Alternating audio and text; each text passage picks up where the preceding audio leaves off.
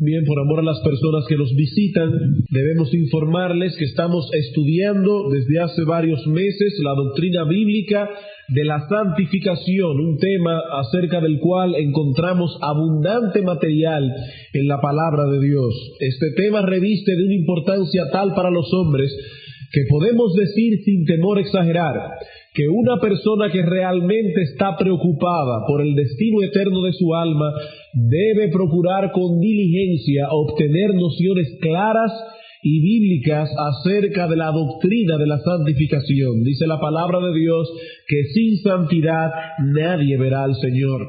Por lo tanto, no podemos afirmar que nuestra morada eterna será el reino de los cielos si no poseemos evidencias claras de que tenemos el deseo de ser santos y de que estamos luchando para ser santos. ¿Y qué es la santificación?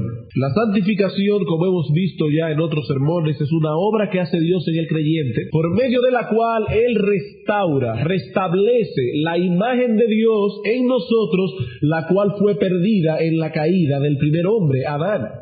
Y no solamente eso, esa obra también nos capacita para poder luchar contra el pecado que mora en nosotros, a la vez que desarrollamos las virtudes de la nueva vida en Cristo. Eso es la santificación. Y para que tal cosa sea posible, lo primero que hace Dios es librarnos del dominio que el pecado tiene sobre el hombre en el mismo momento de la conversión, de tal manera que cuando un hombre se convierte, el pecado deja de ser su rey, aunque continúa siendo su enemigo. Pero no es lo mismo tener un enemigo malvado que tener un rey malvado. Dice la Escritura que Dios nos liberta de ese dominio del pecado. De modo que el pecado, aunque sigue siendo nuestro enemigo, repito, el pecado ya no es más nuestro rey. Él está intentando capturar de nuevo nuestra voluntad. Está allí donde Él quiere llegar. Dice el apóstol Pablo: no reine pues el pecado en vuestro cuerpo mortal, de modo que lo obedezcáis en su concupiscencia. ¿Notan hacia dónde quiere llegar el pecado? En el creyente, Él quiere llegar a reinar otra vez. Él continúa demandando ser obedecido. Y Pablo dice: no obedezcáis al pecado. No permitáis que el pecado reine de nuevo en vuestra voluntad. Y Dios por eso nos ha capacitado para que podamos tener victoria sobre el pecado que mora en nosotros, sobre ese enemigo cruel y perverso que quiere dominarnos otra vez. Él es un rey depuesto que está gritando porque le den su trono de nuevo. Así que es Dios, hermanos, quien santifica, pero Dios lo hace a través de ciertos medios que todo creyente debe usar fiel y responsablemente si de veras desea crecer en la santidad. Y en estos momentos estamos estudiando el último de esos medios, porque ya, si el Señor lo permite, el próximo domingo concluimos finalmente la serie de la santificación, o el otro de arriba. Así que estamos considerando el último de los medios de la santificación que hemos expuesto en esta serie de sermones, que es el deber de mortificar el pecado. En Romanos capítulo 8, versículo 13 dice el apóstol Pablo: si vivís conforme a la carne, moriréis. Y está hablando allí de muerte eterna, de condenación. Mas, si por el Espíritu hacéis morir las obras de la carne, viviréis. Y en Colosenses capítulo 3, versículo 5 dice el mismo apóstol Pablo: haced pues morir lo temporal que hay en vosotros. Ya hemos visto en esta serie de sermones sobre la mortificación específicamente que este es un deber que tiene todo creyente. Luego vimos por qué el creyente debe mortificar el pecado. En tercer lugar, vimos qué implica mortificar el pecado. Y hoy, como avisábamos hace un momento, vamos a ver cómo podemos mortificar el pecado. ¿Qué es exactamente la mortificación del pecado? Decíamos el domingo pasado que se trata de un debilitamiento habitual del vigor que el pecado posee en nosotros. Un debilitamiento habitual del vigor que el pecado posee en nosotros. En segundo lugar, se trata de una lucha continua contra el pecado. Y en tercer lugar, se trata de tener victorias crecientes en la batalla. Una persona que está debilitando habitualmente el vigor que el pecado posee, no proveyendo para los deseos de la carne, que está luchando constantemente contra el pecado y que está teniendo cada vez más éxito en la lucha, se puede decir que está mortificando el pecado. Ahora bien, ¿cómo podemos mortificar el pecado? En el día de hoy veremos 7 pautas que todo creyente que desee mortificar el pecado debe seguir. Y aquí una vez más debo dar crédito a varios puritanos, sobre todo a John Owen otra vez, a quien hemos estado citando mucho en esta serie, y en segundo lugar al puritano John Flavel, de quien hemos extraído muchos de estos principios que vamos a ver. Por causa del tiempo solo podremos ver 2 esta mañana, las 5 restantes la veremos esta tarde. Pero antes de comenzar a ver estas pautas, debo recordar un principio general que ha sido mencionado ya anteriormente aquí. Y es que en cuanto a la mortificación del pecado, solo los creyentes pueden hacerlo. Y segundo, que todo creyente debe hacerlo. Un principio doble. ¿Cuál es el principio? Que cuando hablamos de la mortificación del pecado, no le estamos diciendo al inconverso cómo él puede salvarse. Estamos hablándole a creyentes. ¿Y qué le estamos diciendo a los creyentes? Que todo creyente debe mortificar el pecado y que solo los creyentes pueden hacerlo. De hecho, es la mortificación del pecado en cierto grado lo que testifica que una persona realmente es cristiana. El apóstol Pablo dice en Romanos capítulo 8, versículo 13, si por el Espíritu hacéis morir las obras de la carne. Eso no es algo natural. Es por medio del Espíritu Santo. ¿Y quiénes poseen el Espíritu Santo? En el mismo texto de Romanos 8 se nos dice en el versículo 9 que los que no tienen el Espíritu de Cristo no son de Cristo. Por lo tanto, ¿quiénes poseen el Espíritu de Dios? Los creyentes. ¿Quiénes son los que pueden mortificar el pecado? Los que poseen el Espíritu. Por ende, solo los creyentes pueden hacerlo.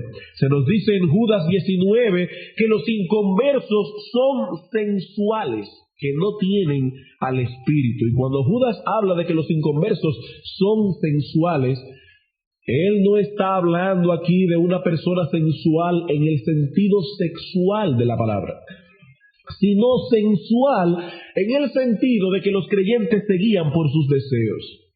En que los inconversos se guían por sus pasiones, que los inconversos se guían por sus deseos, no por principios bíblicos ni por principios espirituales. Me voy a permitir citar un ejemplo en cuanto a esto. Cuando un inconverso deseará hacer algo por un simple placer, por una diversión, el inconverso normalmente se pregunta, ¿deseo hacerlo? Sí. ¿Tengo la posibilidad de hacerlo? Sí. Entonces, ¿por qué no hacerlo? Hay otros inconversos que poseen un poco más de gracia común y dicen, yo deseo hacerlo, tengo la posibilidad de hacerlo y no le hago daño a nadie con hacerlo. Y hay otros que son todavía mucho más decentes. Esos son inconversos que han tenido mucha gracia común y se preguntan, ¿deseo hacerlo? Sí. ¿Tengo la posibilidad? Sí. ¿No le hago daño a nadie? No. ¿Es abiertamente inmoral? No, entonces lo voy a hacer. Ahora bien, eso es a lo máximo que puede llegar un inconverso en su vida de santidad o de moralidad. Eso es lo más alto que puede llegar un inconverso en su moralidad. Pero en el caso de los creyentes, el asunto debe ser distinto. Ellos no solamente deben consultar a sus deseos o a la moralidad generalmente aceptada por la sociedad. Ellos deben consultar los principios que Dios ha establecido en su palabra. Por ejemplo, en Colosenses capítulo 3, versículo 17, dice el apóstol Pablo, todo lo que hagáis, todo sin excepción, hacedlo en el nombre del Señor Jesús, dándole gracias a Dios el Padre por medio de Él. Y luego vamos a Santiago capítulo 5, versículo 13, y allí nos dice, ¿está alguno alegre? Que haga alabanza. Si nosotros tomamos Colosenses capítulo 3, versículo 17, y lo conectamos con Santiago capítulo 5, versículo 13, vamos a extraer un principio que debe regular nuestras diversiones. Estamos hablando de la vida completa, pero como estamos dando el caso específico de las diversiones, el creyente tiene un principio aquí que debe consultar a la hora de decidir si un deseo o una diversión es lícita para él. ¿Cuál es ese principio? Él se preguntará, ¿puedo hacerlo en el nombre de Cristo? En segundo lugar, ¿puedo darle gracias a Dios el Padre por haber hecho esto?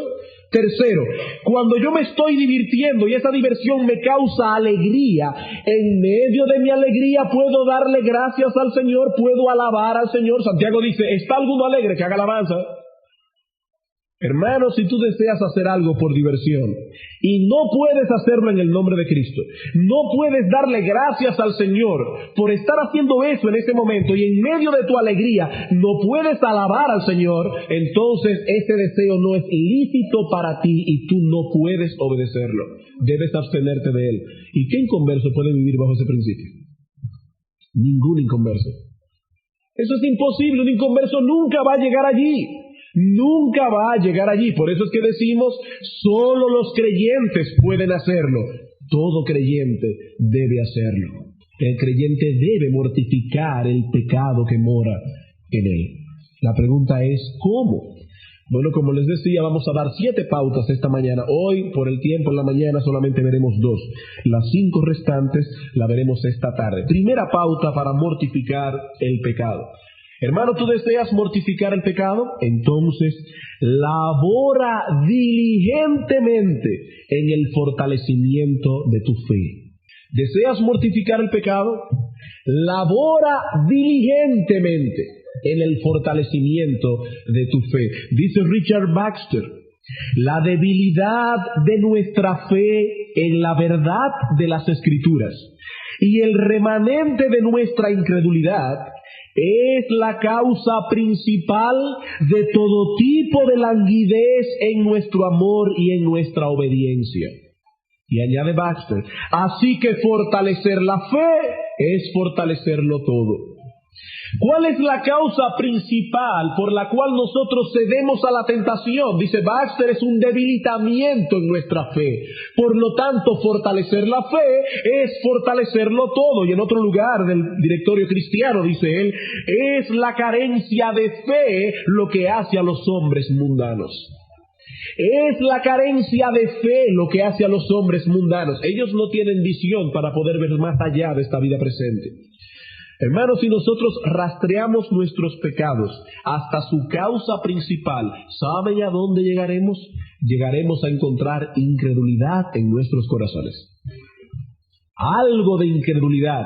Si rastreamos el pecado hasta su fuente principal, encontraremos allí incredulidad.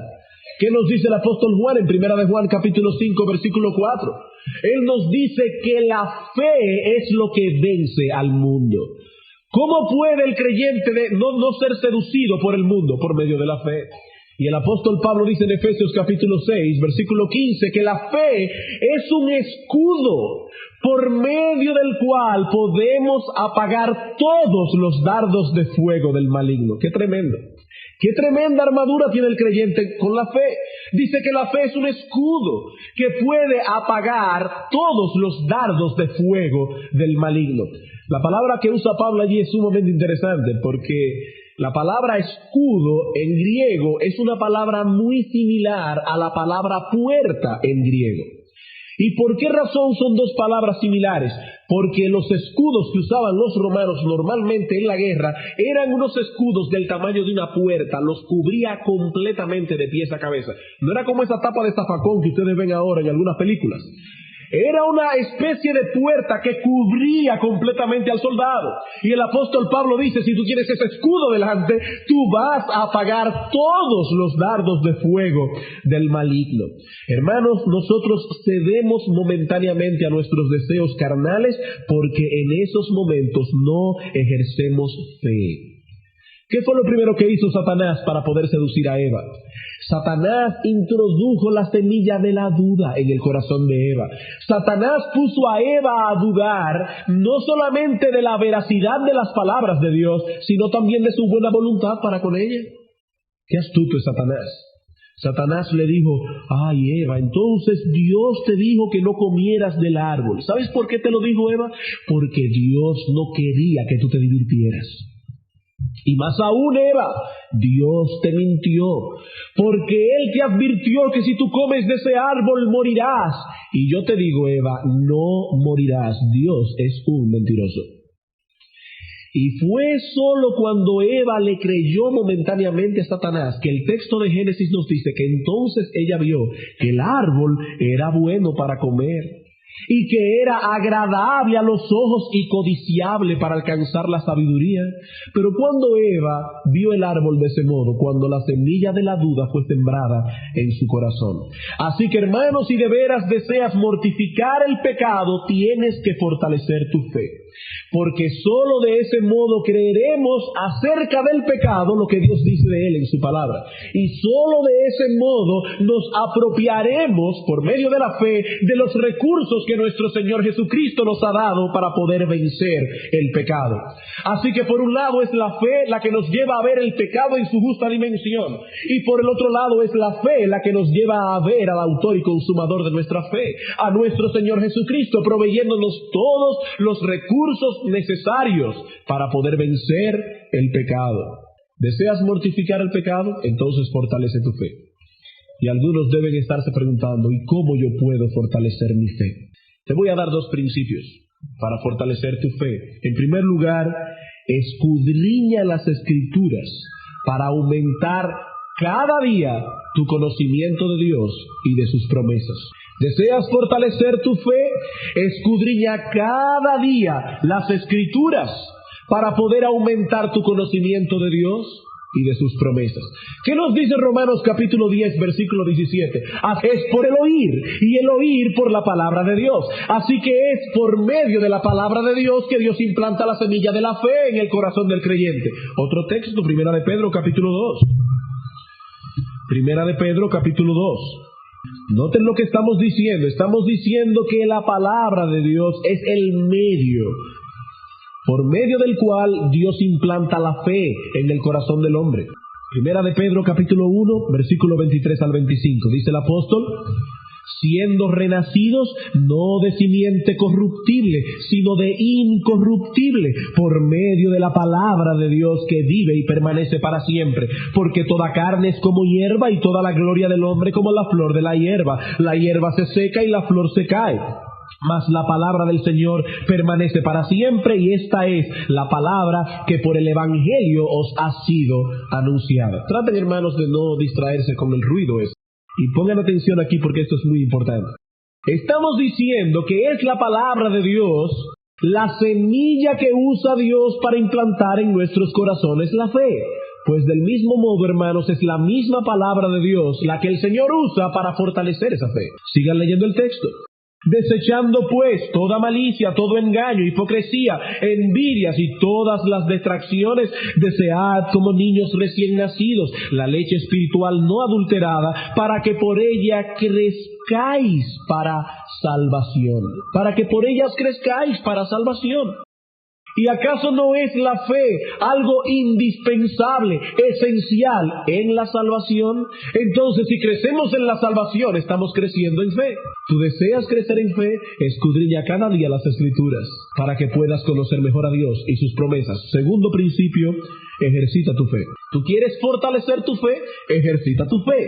Hermano, ¿qué tú haces cuando tú deseas fortalecer algún músculo de tu cuerpo? Tú ves que tus bíceps están un poco delgados, y el otro día fuiste a la playa y pasaste un poco de vergüenza porque tus brazos se veían muy estrechos en esta parte de aquí que a uno siempre le gusta ver musculoso. Entonces tú debes hacer ejercicios que tiendan a fortalecer este músculo del bíceps. Si lo que quieres es tener piernas resistentes, entonces debes hacer ese tipo de ejercicio que tiende a fortalecer los músculos de la pierna o de cualquier otro lado del cuerpo. Lo que debes hacer es algún tipo de actividad que ponga en funcionamiento el músculo que tú quieres fortalecer. ¿Sabes por qué muchos creyentes tienen una fe débil? Porque no la ejercitan. Sencillamente porque no la ponen a trabajar. No la ponen a trabajar. Hay creyentes que se guían más a menudo por la información que le proveen sus sentidos que por la información que proviene de Dios. Y hermanos, la fe y los sentidos son completamente antagónicos. ¿Qué dice el apóstol Pablo? Por fe andamos, no por vista. Él está diciendo, son dos cosas completamente distintas. O tú caminas por la vista o tú caminas por la fe. Los sentidos y la fe son antagónicos. Ambos nos proveen información distinta acerca del mundo y de las cosas que nos rodean. ¿Cómo podemos fortalecer la fe? Ejercitando el músculo de la fe. En el momento en que tenemos que tomar una decisión, no guiarnos por nuestros sentidos, sino más bien por lo que nos dice Dios, por la opinión de Dios. Y hay 3 ocasiones claves en las que el creyente puede fortalecer su fe, poderla funcionar. 3 ocasiones claves. En primer lugar, cuando tenemos que cumplir un deber que por alguna razón no nos es agradable o nos parece ilógico. Cuando nosotros nos vemos en la disyuntiva de tener que cumplir un deber que por alguna razón no nos es agradable o que nos parece ilógico, es en ese momento que debemos fortalecer la fe. Nuestros sentidos nos dicen, eso es desagradable. Nuestro sentido nos dice, yo no le veo razón de ser a eso, pero Dios me dice, hazlo. Podríamos aquí multiplicar los ejemplos bíblicos. Ahí está Naamán el sirio. Estaba leyendo esa historia esta mañana. Me tocó por casualidad, no por casualidad, providencialmente en el devocional personal. Allí está Naamán el sirio, leproso. Y manda a decir al rey de Israel, porque oyó hablar de un profeta que había allí, que lo ayude con el asunto de la lepra. Eliseo le dice, no hay ningún problema, que venga aquí que yo lo voy a curar. Naamán llega a la casa de Eliseo y Eliseo ni siquiera sale de la casa. Él estaba probando su fe. Y manda con un criado a decirle, dile a Naamán que se lave 7 veces en el Jordán. ¿Sabe cómo reaccionó Naamán el sirio? Se molestó. Dice, pero ríos de más hay en Asiria, ¿para qué tengo yo que venir aquí a lavarme en el Jordán? Yo pensaba que él iba a venir, dice Naamán, y que me iba a poner las manos encima, o que me iba a hacer algo. Pero a mí me es ilógico creer que por irme a lavar al Jordán 7 veces voy a quitarme la lepra. Y un siervo le dijo, Señor, si tu profeta te dijere a ti que hicieras una cosa grande, ¿no la harías? ¿Cómo no vas a cumplir entonces una pequeña? Y Naamán dijo, bueno, parece lógico, se fue y se le quitó la lepra. Se le quitó la lepra. Ese deber a Naamán le parecía completamente ilógico. Allí tenemos a Pedro. El Señor le dice, Pedro, moga para afuera. Pedro se va para afuera. Tira tu reta a la mano derecha. Y dice Pedro, Señor, tú eres predicador de la palabra, yo soy pescador de experiencia. Tenemos la noche entera aquí y no hemos sacado nada. Y el Señor le dice, Pedro, tira tu red al mar. ¿Y sabe lo que dice Pedro? Pedro dice, bueno, Señor, mi lógica de pescador me dice que no vamos a sacar ni un guppy, pero en tu palabra echaré la red. El apóstol Pedro hizo un acto de fe. Hermanos, cuando nosotros obedecemos a Dios en aquellos deberes que nos son desagradables o que nos parecen ilógicos, estamos fortaleciendo la fe. ¿Saben las veces que yo he tenido que fortalecer mi fe cuando tengo que pegarle una pela a algún hijo mío? Yo tengo que pensar, Dios me dice en su palabra que esto va a ser para su bien. Pero yo estoy cansado de oírlo llorar. Pero Dios me dice en su palabra que es para su bien. Que no detengas la vara para poder quitar la necedad del corazón del muchacho. Y cuando un padre dice, bueno, aquí va la pela, él está fortaleciendo su fe. En segundo lugar, otra ocasión que Dios nos permite para fortalecer la fe es en medio de las aflicciones. En medio de las aflicciones. Dice el salmista David en el Salmo 56, versículo 3, en el día que temo, yo en ti confío. Él está diciendo, Señor, yo no soy Superman. Yo no soy de hierro. Yo soy un hombre de carne y hueso. Y tengo que confesar que hay días que el temor ha invadido mi alma. Pero precisamente en medio del temor yo he ejercitado la fe. Dice él, en el día que temo he tomado la decisión de confiar. Y en tercer lugar, en medio de las tentaciones. En tercer lugar, en medio de las tentaciones. Cada vez que decidimos creerle a Dios y no al engaño del pecado, estamos fortaleciendo la fe. Así, hermanos, que si queremos tener éxito en la mortificación del pecado, ¿qué debemos hacer? Trabajar diligentemente en el fortalecimiento de la fe. Porque nosotros solamente pecamos cuando Satanás nos convence de que le creamos a él. cuando Satanás puede poner semilla de duda en el corazón. En segundo lugar, segunda pauta para mortificar el pecado. Trabaja por mantener en tu mente y en tu conciencia un claro sentido de la culpa, el peligro y la maldad de ese pecado contra el cual estás luchando. Repito, porque es un poco largo este principio. Trabaja por mantener en tu mente y en tu conciencia un claro sentido de la culpa, el peligro y la maldad de ese pecado específico contra el cual estás luchando. Y noten, hermanos, que una vez más estamos hablando aquí de una actividad de la mente, de un uso santificado de nuestro intelecto. Estamos hablando aquí de meditar. Y es importante recalcar esto porque una persona que no acostumbra a pensar reflexivamente en su vida espiritual no podrá tener una conciencia sensible. Hay personas que no se detienen a pensar. Se pasan el día entero tan ocupados que no se detienen a pensar. Hermanos, estamos diciendo aquí, trabaja por mantener en tu mente y en tu conciencia un claro sentido de la culpa, el peligro, la maldad del pecado. Y para eso hay que pensar, para eso hay que meditar. Una persona que no acostumbra a pensar reflexivamente en su vida espiritual no podrá tener una conciencia sensible. Así que si de veras deseas mortificar el pecado, debes tener un claro sentido de estas tres cosas. ¿Cuáles son? Primero, la culpa del pecado.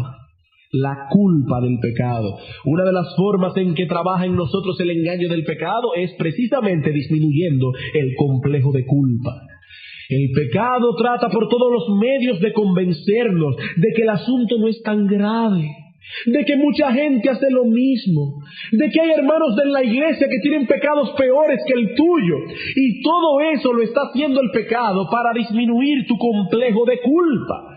Hermanos, el pecado no mortificado oscurece el entendimiento de las personas de modo que no puedan observarlo en su justa dimensión. El pecado oscurece, entenebrece el entendimiento de las personas para que no puedan verlo en su justa dimensión. Allí está David, un año completo, llenando su mente de argumentos corruptos con tal de no ver su pecado en toda su fealdad. Un año completo estaba David para restarle fealdad al pecado que había cometido. ¿Y saben lo que tuvo que hacer Dios? Dios tuvo que enviarle al profeta Natán para que a través de una historia cruel y cruda, David pudiese ver toda la culpabilidad de su pecado. Y hermanos, muchas veces nosotros necesitamos convertir nuestras conciencias en un Natán, porque nuestro pecado nos ha engañado. Nuestro pecado ha entrado en nuestro interior y nos ha dicho, eso no es tan malo, no te sientas tan mal, no seas tan tonto. Tú sabes cuántos hermanos de la iglesia tienen el mismo problema que tú, y problemas hasta mayores, y tú te estás preocupando por esa minucia, y tienes que tomar tu conciencia, hermano, y convertirla en un Natán, para que ese Natán de tu conciencia te haga ver tu pecado en toda su culpabilidad. La mortificación del pecado exige que nosotros trabajemos por mantener en nuestras mentes y en nuestras conciencias un claro sentido de la culpa del pecado. ¿Y cómo podemos hacer eso? Meditando en aquellas verdades que contribuyen a observar el pecado tal cual es. Ahí les recomiendo oír este sermón que predicamos aquí mismo en esta serie de la santificación acerca de la excesiva pecaminosidad del pecado. Pero ahora solo quisiera repetir alguna idea. Sobre todo, hermano, en este punto, trata de ver el pecado desde la posición de la gracia en que te encuentras. ¿Qué quiero decir con eso? Vamos a Romanos capítulo 6. ¿Tú quieres ver el pecado en toda su culpabilidad? Obsérvalo desde la posición de gracia en la cual te encuentras ahora. Dice el apóstol Pablo, ¿qué pues diremos? ¿Perseveraremos en el pecado para que la gracia abunde? En ninguna manera, porque los que hemos muerto al pecado, ¿cómo viviremos aún en él? Hay una palabra aquí que es el énfasis del apóstol Pablo, nosotros. Pablo dice, nosotros, Nosotros que hemos muerto al pecado, nosotros que hemos sido partícipes de la obra de Cristo, nosotros que hemos sido libertados del dominio del pecado, ¿cómo va a ser posible que nosotros caigamos en ese mismo pecado otra vez? Ese es el énfasis de Pablo. Mira el pecado desde tu posición de gracia y te vas a dar cuenta que en el caso tuyo tu pecado tiene más culpa. Tu pecado tiene más culpa, tú has sido libertado del dominio del pecado. Tú tienes una visión del pecado que el inconverso no posee. Tienes la ayuda y los recursos de la gracia de Dios. Dice Pablo, ¿cómo va a ser posible que nosotros precisamente vivamos en el pecado? Dice John Owen, trae tu pecado al Evangelio, no para buscar alivio. Oigan esto. Trae tu pecado al Evangelio, pero primero no para buscar alivio, sino más convicción de culpa. Mira a aquel a quien has traspasado y dile a tu alma, ¿qué he hecho? Esto es lo que devuelvo al Padre por su amor, al Hijo por su sangre y al Espíritu por su gracia. Es así que yo compenso al Señor. Y vas a ver cómo tu sentido de culpa comenzará a brotar de dentro de ti. Los psicólogos modernos tratan por todos los medios de restarle al hombre su sentido de culpa. Tú no tienes la culpa, mi hijo. Es que tu abuelita cuando tú estabas chiquito hizo esto y eso te traumatizó. Pero tú no eres culpable. La culpa la tienen tus padres, la culpa la tiene la sociedad. Tú no tienes que sentir sentido de culpa. Y no se están dando cuenta los psicólogos que la culpa es un dolor del alma que lleva al hombre a buscar un remedio. Si le quitamos el dolor del alma, le estamos quitando la única posibilidad que tiene ese hombre de buscar un remedio.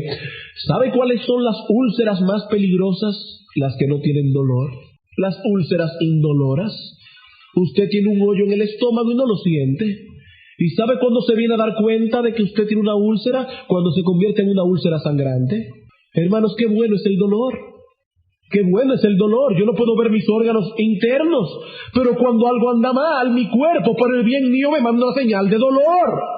Cuando mi alma anda mal, el Espíritu de Dios se encarga de usar nuestras conciencias para mandarnos una señal de dolor. Y qué buena es esa señal de dolor. Sin ella no podríamos ir a Cristo buscando arrepentimiento. Cuando la mujer samaritana le dijo al Señor, ay, dame siempre de esa agua, el Señor le dijo, sí, cómo no, toda la que tú quieras, solamente ve y llama a tu marido y ven acá. Ella ahí le dijo, ay Señor, es que yo no tengo marido.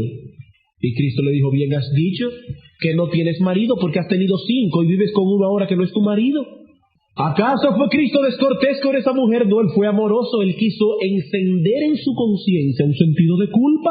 Porque hasta que la mujer samaritana no sintiera la culpa de su pecado, ella no iba a acudir al Salvador buscando alivio. Hermano, si deseas mortificar el pecado, trabaja por mantener en tu mente y en tu conciencia un claro sentido de la culpa del pecado. En segundo lugar, del peligro del pecado. No solo de la culpa, sino también del peligro. Hasta que yo no vea el pecado como un peligro, no voy a huir de él. Hasta que lo vea como algo inocente, como algo sencillo. Es malo, sí, pero una mentirita piadosa. Yo no voy a huir del pecado, tengo que ver el pecado en peligro. ¿Y cuáles son los peligros del pecado? Podemos citar varios, pero podemos, para tener respeto de ustedes por el tiempo, vamos a decir que el pecado no mortificado, uno de los peligros que tiene es que endurece el corazón.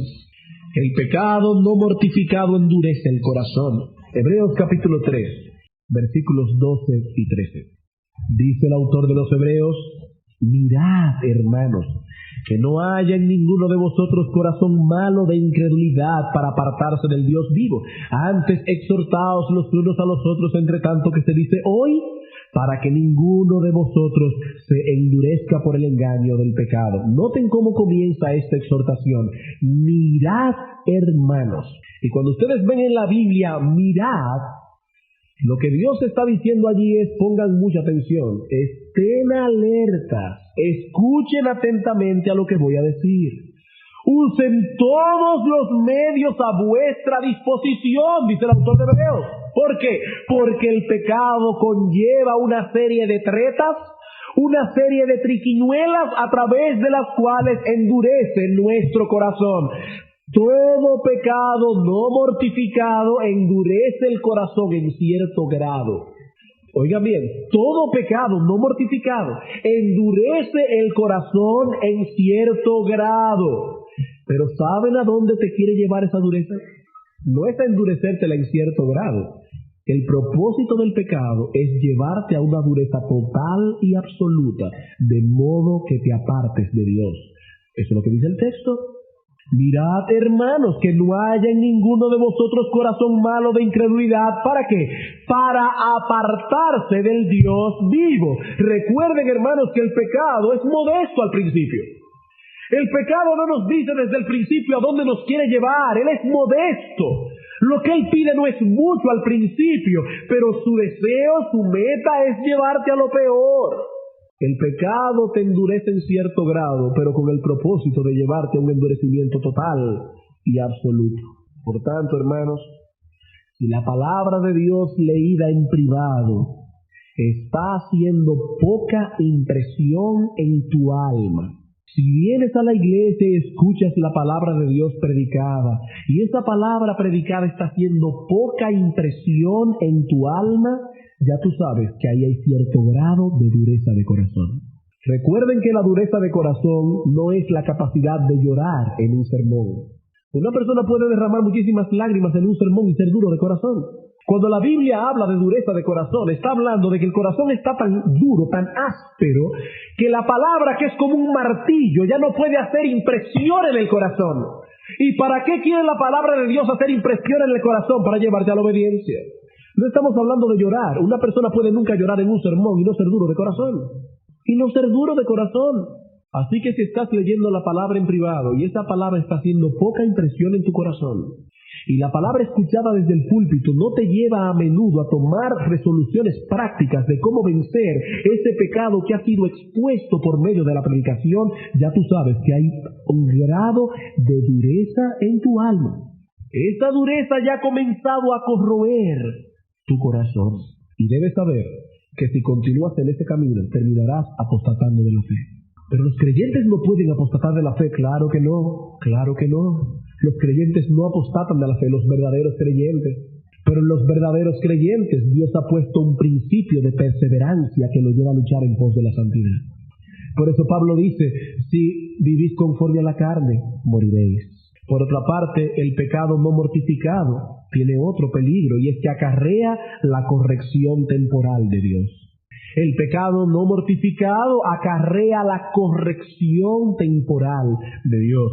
Dice el salmista David en el Salmo 89, versículos 30 al 32. Si dejaren sus hijos mi ley y no anduvieren en mis juicios, si profanaren mis estatutos y no guardaren mis mandamientos, entonces castigaré con vara su rebelión y con azotes sus iniquidades. Recuerden que la disciplina de Dios a sus hijos es para que participen de su santidad. Es buena la disciplina de Dios. Es para que participemos de su santidad. Y solo tenemos que leer la vida de David para ver un ejemplo de lo que significa un hombre que está bajo la vara correctiva de Dios. Léanse la vida de David. Contemplen a David, hermanos, huyendo por el desierto, perseguido por su propio hijo Absalón. ¿Se imaginan lo que es el corazón de un padre siendo perseguido por su propio hijo Absalón? Contemplen a David, expuesto a la vergüenza pública, llorando angustiado por la muerte de su pequeño hijo concebido con Betsabé, sintiendo hasta en sus huesos el dolor por su pecado, gimiendo todo el día y sintiendo un peso tal sobre sus espaldas que dice él en el Salmo 38, estoy encorvado, estoy humillado en gran manera, ando enlutado todo el día porque mis lomos están llenos de ardor y nada hay sano en mi carne, estoy debilitado y molido en gran manera, gimo a causa de la conmoción de mi corazón. No estamos diciendo con esto que Dios castiga siempre todos los pecados de sus hijos de este modo, porque eso no es cierto. Eso no es lo que estamos diciendo. Algunas veces el Señor en su soberanía nos reprende con esa misma mirada de amor con que Cristo reprendió a Pedro. Ustedes recuerdan cuando Cristo le dijo, Pedro, tú me vas a negar 3 veces. Y Pedro le dijo, no, Señor, yo estoy dispuesto a ir a la muerte contigo. Estaba Pedro siguiendo al Señor de lejos, se puso a calentarse con los alguaciles y todos los que estaban maltratando al Señor. Y después que Pedro lo negó la tercera vez, dice Lucas, Cristo se volteó, miró a Pedro y él salió fuera y lloró amargamente. Por el texto yo no pienso que Cristo miró a Pedro con ira. Yo pienso que Cristo dirigió una mirada de amor y misericordia hacia Pedro que trasladó su alma. Y yo me pregunto, ¿cuántas veces, hermanos, no hemos sido reprendidos en nuestras conciencias sintiendo esa misma mirada de amor de Cristo por nosotros y nos lleva al arrepentimiento? Así que yo no estoy diciendo que cada vez que un creyente comete un pecado Dios lo castiga de ese modo, pero Dios es sabio y soberano en la forma en que nos corrige. Y Él puede aplicar su vara cuando sepa que es necesario, por más dura que esa vara sea, aún incluyendo la muerte de un hijo, como lo hizo David. Hermanos, es verdad, yo no estoy diciendo que Dios castiga siempre el pecado de ese modo, pero lo que estamos diciendo es que Dios es soberano y Él sabe cómo y cuándo castigar a sus hijos y con qué vara castigarlo. Y cuando tal cosa ocurra y tu conciencia te dé testimonio de que todo eso te ha sobrevenido por haber provocado a Dios, entonces te llenarás en tu corazón de esa amargura que David describe en esos textos. Porque sabrás que todo eso te ha sobrevenido por haber provocado a Dios. Y como dice Owen, si tú no temes esas cosas, entonces yo temo que estás endurecido. Si tú puedes oír estas cosas y quedarte tranquilo, dice Owen, tengo temor por ti, yo temo que estás endurecido. Otro peligro del pecado es pérdida de paz y de vigor espiritual. Pérdida de paz y de vigor espiritual. Tener paz con Dios y caminar con Él es la única felicidad que realmente disfruta un creyente en este mundo. La única que realmente disfruta. Tú puedes en un momento dado disfrutar hasta un pecado y lo vas a disfrutar por un momento. Pero estamos hablando de realmente disfrutar una cosa. Todas las bendiciones del pacto que Dios ha hecho con sus hijos se resumen en esta frase: yo seré su Dios y ellos serán mi pueblo. Ya eso es demasiada bendición. Yo seré su Dios. ¿Y qué gozo puede haber en la vida de un creyente que no percibe en su vida el rostro sonriente de Dios? ¿Qué gozo puede haber en la vida de un creyente que no percibe en su vida el rostro sonriente de Dios? Dice un santo del pasado que vivir así es morir. Para un creyente, vivir sin tener el rostro sonriente de Dios, dice ese puritano, vivir así es morir. Y ese es precisamente otro de los pecados, de los peligros que acarrean los pecados no mortificados. Dice Isaías 57:17, por la iniquidad de su codicia me enojé, le herí y escondí mi rostro. Dios dice, yo escondí mi rostro. Y en Oseas capítulo 5 versículo 15 dice, andaré y volveré a mi lugar. ¿Hasta cuándo? Hasta que reconozcan su pecado y busquen mi rostro.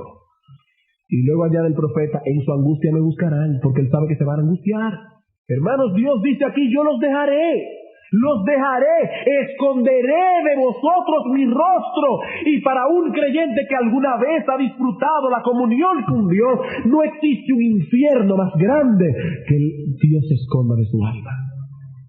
No existe un infierno más grande. Si deseas mortificar el pecado, hermano, llena tu conciencia del peligro que el pecado acarrea. Medita en eso. ¿Sabes hasta cuándo? Hasta que tu alma tiemble dentro de ti. Medita en eso hasta que tu alma tiemble dentro de ti. El pecado es peligroso. Y el último peligro que tiene el pecado es la destrucción eterna. La destrucción eterna. No, pero yo soy creyente. Bueno, es cierto que el creyente nunca se perderá. Eso es cierto. Y es cierto que los creyentes pecan. Y es cierto que los creyentes tienen que estar luchando todo el tiempo con esos deseos carnales que batallan contra su alma. Y es cierto que un creyente puede cometer hasta el más horrible de los pecados si le deja lugar. Pero recuerda, hermano y amigo que está aquí, que hay una íntima conexión entre vivir en pecado, que no es lo mismo que cometer un pecado por más atroz que sea.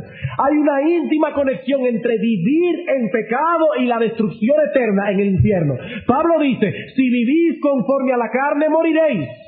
Hay una conexión muy estrecha entre esas dos cosas. Si vivís conforme a la carne, moriréis.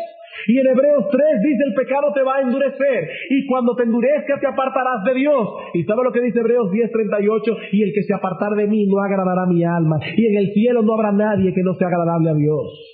Ningún creyente se va a perder, pero Dios pone en el creyente un deseo de ser santo. Y cuando los creyentes pasan por esas terribles experiencias de caer en graves pecados delante de Dios, se sienten morir. Se sienten morir. Así que si deseas mortificar el pecado, debes mantener en tu mente y en tu conciencia, primero la culpa del pecado, el peligro del pecado, y ahora tercero la maldad del pecado.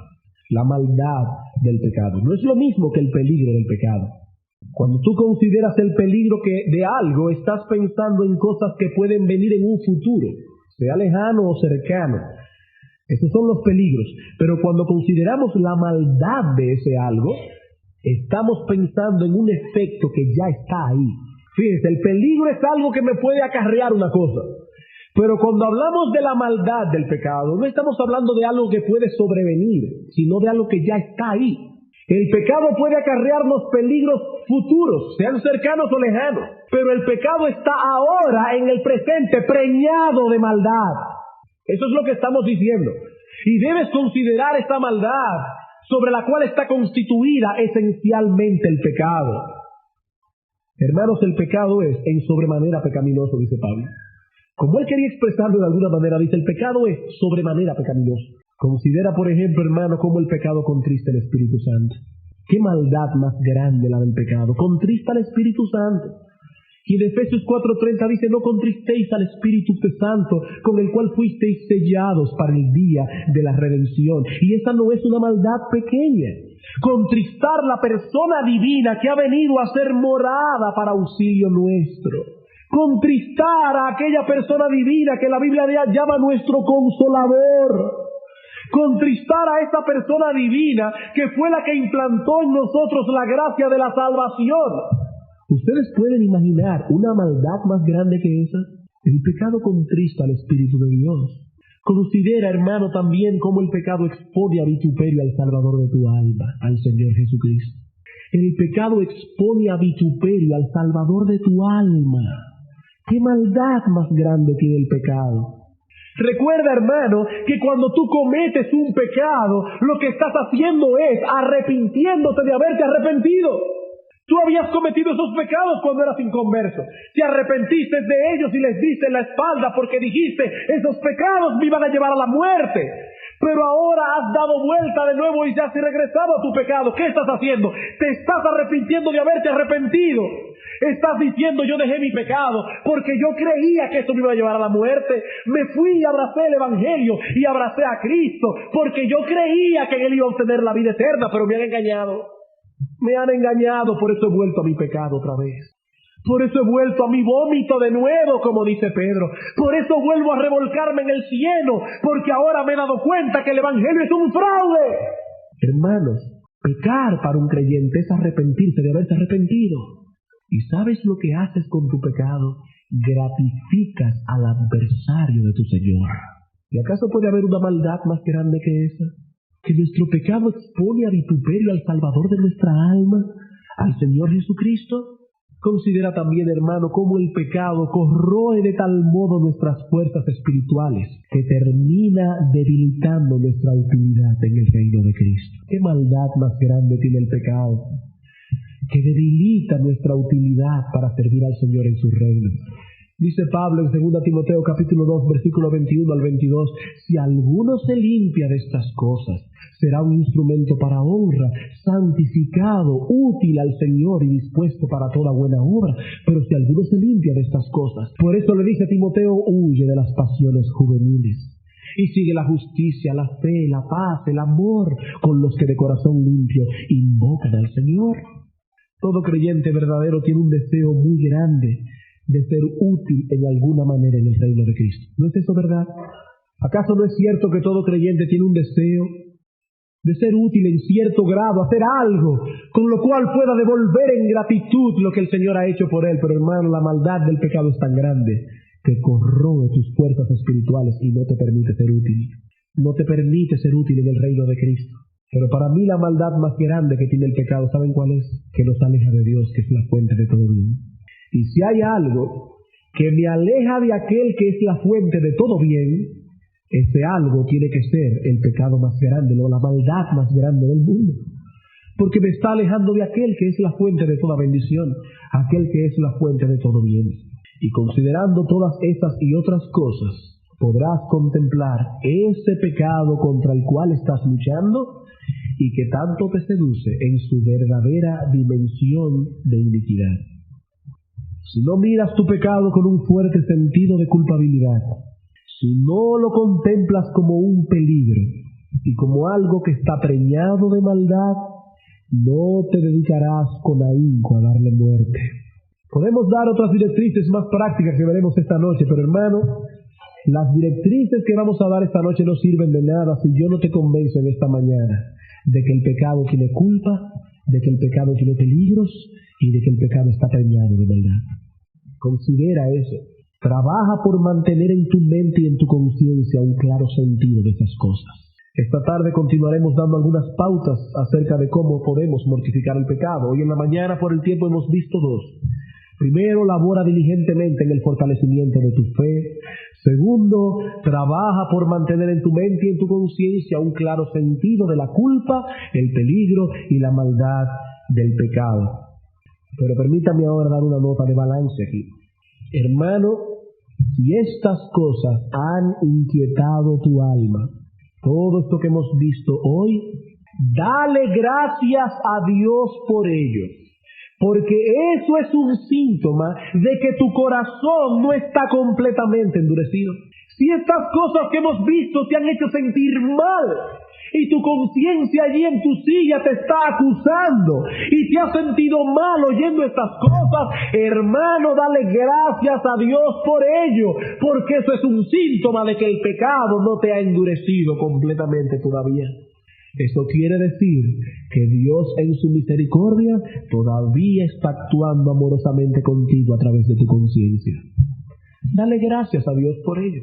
Mientras haya sentido de culpa, hay lugar para el arrepentimiento. Mientras haya sentido de culpa, hay lugar para el arrepentimiento.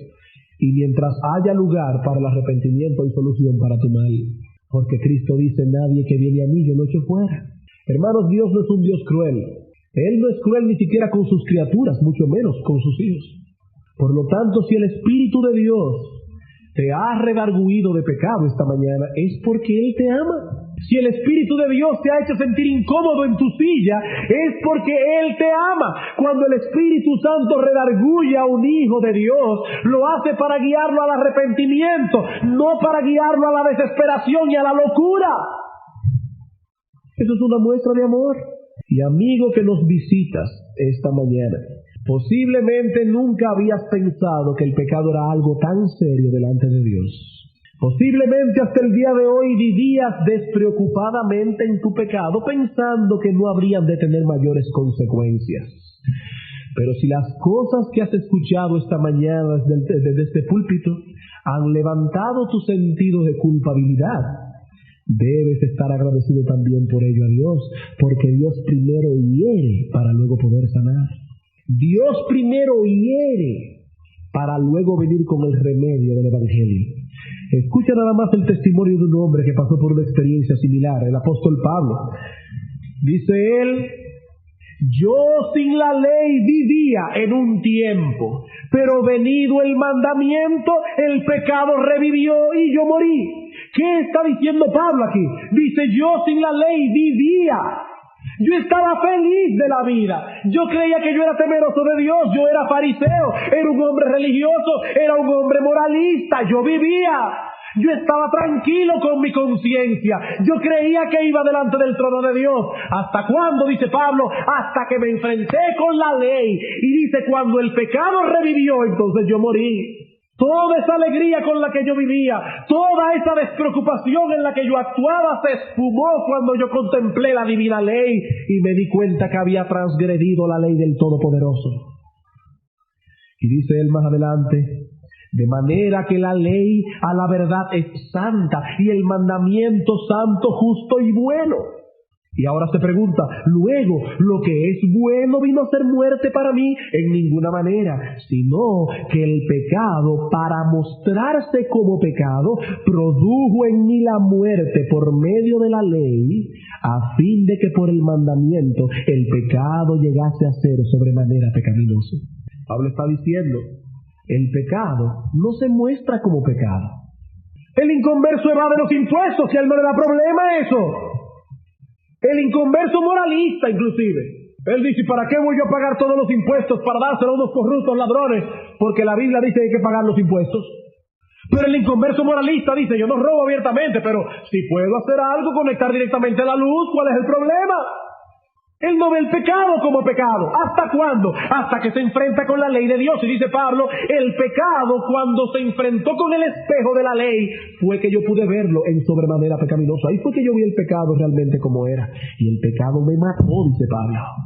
Amigo, Cristo dijo que Él no vino a buscar a justos, sino a llamar a pecadores al arrepentimiento. Y el mismo Pablo dice en Romanos que Cristo murió por los impíos, que Cristo a su tiempo murió por los impíos, que Cristo murió para salvar precisamente a pecadores. Así que si tu conciencia te está diciendo soy pecador, a la luz de lo que he escuchado hoy, amigo, el Espíritu de Dios te está guiando a Cristo. Eso es bueno. El Espíritu de Dios te está hiriendo para poder sanarte con el Evangelio. Acude al trono de la gracia clamando a Dios que tenga misericordia de ti y que te conceda la fe y el arrepentimiento. Acude al trono de Dios pidiendo misericordia. Cristo nos dice que los que vienen a Él clamando por arrepentimiento, dice, yo no lo echo fuera. Qué bueno es Dios. Nos hiere con su ley para sanarnos con su evangelio. Cristo muriendo por los pecadores para salvarnos únicamente por medio de la fe. Vamos a continuar esta tarde viendo 5 pautas más de cómo podemos mortificar el pecado. Vamos a orar. Al escuchar estas cosas, oh Señor y Dios, qué santo no se siente redarguido de pecado. Al escuchar estas cosas, oh Padre, no podemos más que clamar a ti pidiéndote misericordia. Porque reconocemos que hemos pecado contra ti. Porque reconocemos, oh Señor, que nuestras obras no son perfectas delante de ti, que estamos luchando diariamente contra esa corrupción que aún mora en nosotros. Pero ahora te pedimos, oh Señor, que tú impactes nuestras almas, aprendiendo estas pautas de cómo podemos darle muerte al pecado que mora en nosotros. Y por otro lado, Señor, como te pedíamos al principio de este sermón, te suplicamos que tu Santo Espíritu redarguya a algunos que están aquí sin Cristo. Te suplicamos, oh Señor, que tu divina ley pueda herir la conciencia de algunos que posiblemente caminando hacia el infierno están despreocupados en cuanto a su condición eterna en este momento. Señor, manifiesta en este día que tu brazo nos ha cortado para salvar. Ten misericordia de algunos, oh Señor, para que nosotros, tus hijos, podamos aquí en la tierra unirnos al coro de ángeles que glorifican tu nombre allá en los cielos cuando un pecador se arrepiente. Gracias, oh Señor, por haber expuesto tu palabra delante de nosotros en esta mañana. En el nombre de Jesús. Amén.